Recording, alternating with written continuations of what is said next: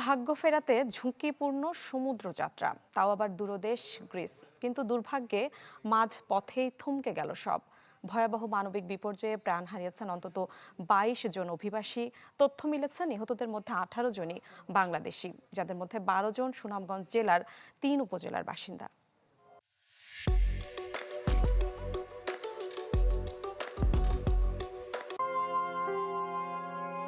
হাজার হাজার মাইল দূরে ইউরোপের চাকচিক্যের এক শহর গ্রিস, যেখানে দালান কোঠার ফাঁকফোকরে লুকিয়ে আছে বহু তরুণের স্বপ্ন।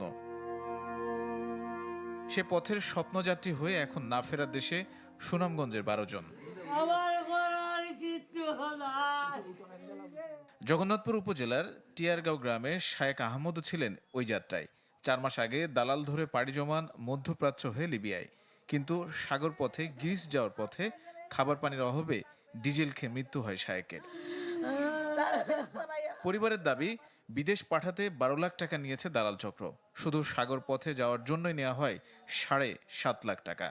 গ্রিস থেকে যে আমরা পুরস্কারে আপনাদের ফোন করছে যে শায়েক মারা গেছে। এরপরে আমরা তো বিভিন্ন জায়গায় তো কি খবর, সিরেও দিছে না, কান্দিও দিছে না, পানিও দিছে না। লাস্টে আসলো তারা আনা খাইয়া ডিজেল না কিতা খাই দিছে খাইয়া পেট ফুললা মারা গেছে বুটোর মাঝে। একই যাত্রায় ভাগ্যের নির্মমতার শিকার সোহানুর, মোহাম্মদ আলী, নাইম, আমিনুর রহমান, দিরাই উপজেলার নুরুজ্জামান সর্দার, সাজিদুর রহমান, শাহান, মুজিবুর রহমান, দোয়ারা বাজারের ফাহিম আহমেদ মুন্না। তাদের মৃত্যুর খবরে এখন শোকে কাতর পরিবারগুলো। ফোন দেই বন্ধ করে না, খালি একবার হয়েছে কালকে আমার আর খবর আইছে। আমরা তো গেছি গিয়ে পৌঁছে গেছি গিয়ে আর ফটো আমরা চাও আমরা গ্রেফতার করতাম চাই, দোলালতের গ্রেফতার করার ব্যবস্থা করো। আর মায়ের বুক জানো খালি না হয় আমরা লাগা।